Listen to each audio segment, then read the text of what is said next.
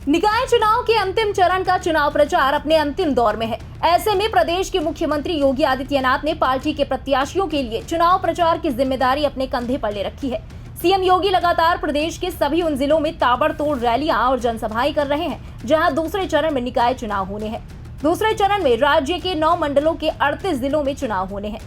निकाय चुनाव के दूसरे चरण के उम्मीदवारों के लिए समर्थन की अपील करने सीएम योगी आदित्यनाथ राजधानी से सटे जिले बाराबंकी पहुंचे, जहां उन्होंने जनसभा को संबोधित करते हुए कहा कि 2017 से पहले प्रदेश के शहरों में शोहदों का आतंक था। बेटियां स्कूल नहीं जा पाती थी, महिलाएं बाजार नहीं जा पाती थी, लेकिन पिछली सरकारों की तुलना में अब यूपी काफी सेफ हो गया है। 2017 के पहले हमारे शहरों में शोहदों का आतंक हुआ करता था। बेटियां स्कूल नहीं जा पाती थी, महिलाएं बाजार नहीं जा पाती थी,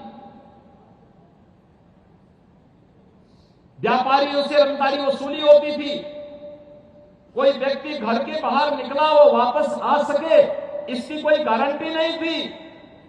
आज तो हमारे शहर सेफ सिटी हो रहे हैं।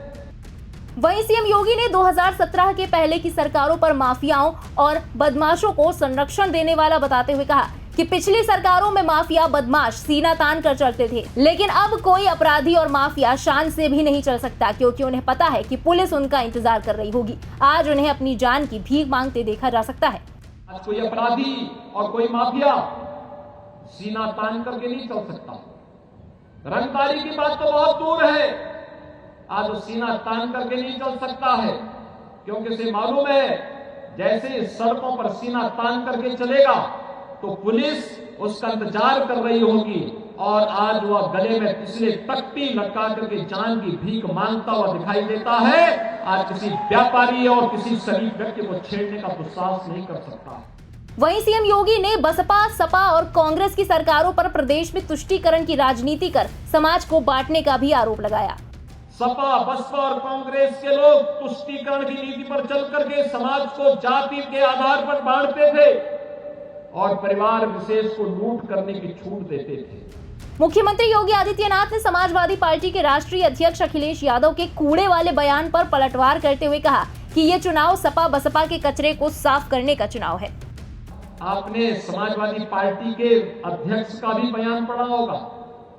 उनका बयान भी ये कहता है, वो कहते हैं नगर निकाय चुनाव में हमारी रुचि इसलिए नहीं है क्योंकि वो कूड़ा उठाने का चुनाव है। यानी कूड़ा उठाना उनको ये लगता है जैसे उनकी प्रतिष्ठा की विपरीत है। ये कूड़ा नहीं, ये सपा बसपा के कचड़े को साफ करने का चुनाव है। उनकी गंदगी को सफाई करने का, उनकी अराजकता और उनकी अवसरवादिता को साफ करने का चुनाव है।